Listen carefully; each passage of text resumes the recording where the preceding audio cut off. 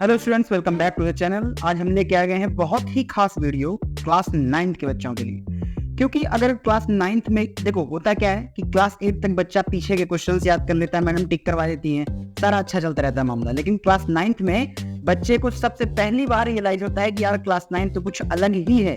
तो मैं उन बच्चों के लिए खास तौर पे कुछ ऐसे टॉपिक्स लाया हूँ चुनिंदा, जिनको आप कवर करके जाओगे तो मैं गारंटी देता हूँ आपके 85 to 90% सेम क्वेश्चंस उसी टॉपिक से ही आएंगे।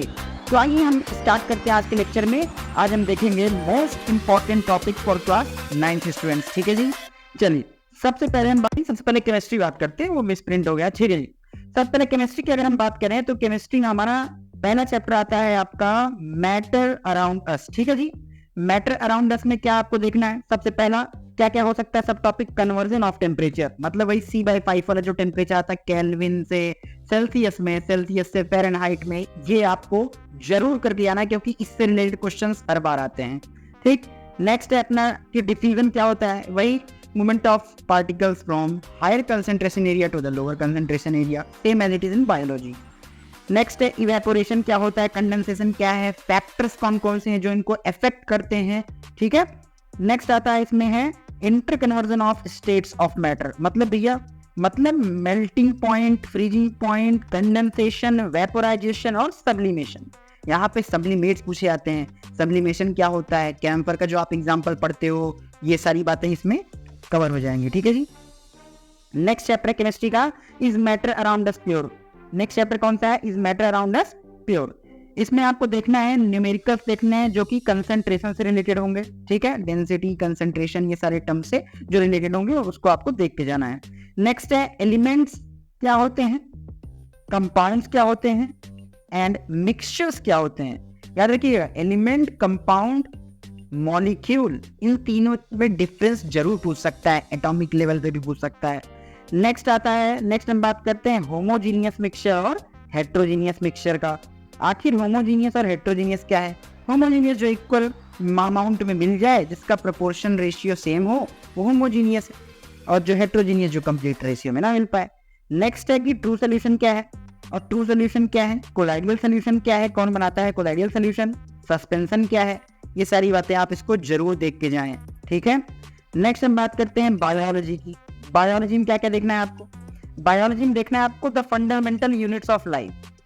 फंडामेंटल यूनिट ऑफ लाइफ को हम सेल चैप्टर ही बोलते हैं। ठीक है जी, तो इसमें आपको क्या देखना है, इसमें देखना है differentiation between prokaryotic and eukaryotic cells, कि आखिर प्रोकैरियोटिक सेल और यूकैरियोटिक सेल में डिफरेंस क्या है। प्रोकैरियोटिक यहाँ कहने का प्रो है, लेकिन यहाँ पे प्रोकैरियोटिक का मतलब है कि एंसेस्ट्रल वन, पुराने। प्रोकैरियोटिक का मेन कैरेक्टर ही होता है कि उसमें न्यूक्लियर मेम्ब्रेन एब्सेंट होती ही नहीं। और यूकैरियोटिक, यू का मतलब होता है ट्रू, मतलब ये ट्रू सेल्स में सेल्स है। तो यूकैरियोटिक सेल्स ऐसी सेल्स होंगी जिनमें प्रॉपरली न्यूक्लियर मेम्ब्रेन होगा। ठीक है, नेक्स्ट है डायग्राम ऑफ सेल। सेल का डायग्राम देख के जाइएगा। Function of parts, cell organic Golgi का क्या है फंक्शन, रफ एंडोप्लाज्मिक का फंक्शन क्या है। ठीक है, ये सब पूछ सकता है, प्लास्टिड्स के क्या फंक्शन है, ये सारी चीजें आप उसके एक एक फंक्शन जरूर याद करके जाएं। Next is osmosis and types of solution.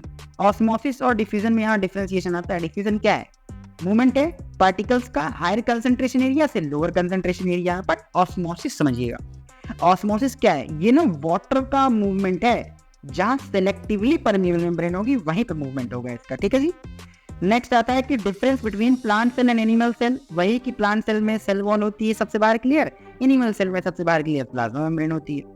ठीक, और last but not the least cell division and differentiation between mitosis and meiosis cell. Mitosis cells वो हैं जो पूरी बॉडी में पाई जाए एक्सेप्ट रिप्रोडक्टिव ऑर्गन्स को छोड़ के, और मियोसिस सेल्स वो हैं जो सिर्फ रिप्रोडक्टिव ऑर्गन्स में पाई जाए। ठीक है जी, और अच्छा मैं यहाँ बता दूं, माइटोसिस सेल्स जो होती हैं वो 2n = 46 नंबर में होती है, और मियोसिस सेल्स जो होती हैं वो n = 23 होती है। सही है जी। बायोलॉजी का नेक्स्ट चैप्टर आता है टिश्यू। टिश्यू क्या है, कॉम्बिनेशन ऑफ मोर देन 2 और 4 सेल के ऊपर अगर सारी सेल्स एक ही जैसा काम करें तो उन्हें हम टिश्यू बोलते हैं। टिश्यू में आपको देखना है मस्कुलर टिश्यू से क्वेश्चंस आते हैं, सिंपल और परमानेंट टिश्यू से क्वेश्चंस आते हैं। ठीक है जी, नेक्स्ट है मेरिस्टेम और मेरिस्टेम्स से क्वेश्चन आते हैं कि भाई मेरिस्टेम्स क्या क्या है। ठीक है जी, और जस्ट अ मिनट, ठीक है जी। और मेरिस्टेम से क्या क्या क्वेश्चन हो सकते हैं, ठीक है। मेरिस्टेम में जैसे कि जाइलम है क्या, फ्लोएम क्या है, ये दोनों क्या है, इन दोनों को हम लोग एक साथ बोलते हैं वेस्क्यूलर बंडल। क्या बोलते हैं इसको, वेस्क्यूलर बंडल। जाइलम का काम क्या है, जाइलम का काम है पानी का मूवमेंट कराना, फ्लोएम का काम क्या है, फूड का मूवमेंट कराना। जाइलम यानी पानी ले जाएगा मतलब रूट से, और पानी हमेशा रूट से ऊपर जाएगी मतलब पानी का मूवमेंट, मतलब जाइलम का मूवमेंट यूनी डायरेक्शनल, यूनी बोले तो एक दिशा में नीचे से ऊपर। बट फूड कहाँ बनता है, लीफ में, फोटोसिंथेसिस होती है लीफ में, that's why leaf is also known as kitchen of plants. तो फूड तो ऊपर भी जाएगा शूट को और रूट को भी, तो फूड का मूवमेंट यानी फ्लोएम का मूवमेंट बाई डायरेक्शनल, बाई मतलब दो और मल्टी हर तरफ जाएगा, ठीक है जी। नेक्स्ट हम बात करते हैं फिजिक्स की। फिजिक्स में क्या है, फिजिक्स में पहला चैप्टर है मोशन का। इसमें टाइप्स ऑफ मोशन पूछ सकता है, नॉन यूनिफॉर्म, यूनिफॉर्म का मतलब डिफरेंशिएशन, ग्राफ आ सकता है। मोस्ट इंपॉर्टेंट यहाँ पे क्या है, इक्वेशन ऑफ मोशंस के न्यूमेरिकल बहुत जरूरी हैं। वही, हाँ जी हाँ, वही इक्वेशन, पहला v equals to U plus A T वाला, दूसरा जो था s equals to U T plus half A T square वाला, second last but not the least आपके हिसाब से v square equals to U square plus 2as वाला, ठीक है जी।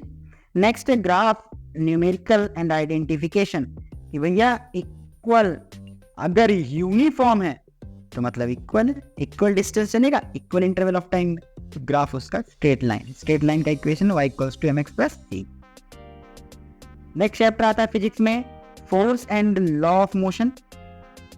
इसमें सेकेंड लॉ जो होता है, force equals to mass into acceleration, उसके न्यूमेरिकल्स बहुत गजब के होते हैं, तो उसके न्यूमेरिकल्स ज्यादातर चांस हो सकता है कि दे सकता है, ठीक है।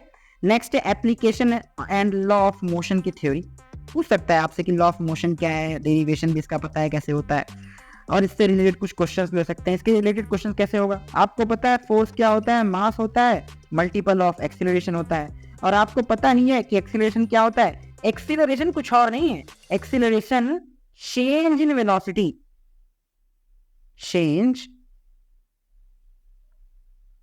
In velocity. मतलब एक्सीलरेशन वो है कि आप, वेलोसिटी क्या है, एक तरह की स्पीड है, लेकिन वेलोसिटी वेक्टर क्वांटिटी है, स्पीड स्केलर है। तो वेलोसिटी यानी स्पीड, जितना टाइम में वेलोसिटी जितना बढ़ेगी या घटेगी, वही उसका एक्सीलरेशन डिफाइन करता है, सही है। चलिए ठीक है, इतना तो हमारा साइंस के ये इतने टॉपिक से, प्लीज आप इसको करके जाइए। साइंस में आप फोड़ के आओगे, इस बात की मैं गारंटी देता हूं, बस इतने टॉपिक कर लो, ठीक है जी। मिलते हैं आपसे नेक्स्ट टॉपिक, नेक्स्ट लेक्चर के साथ।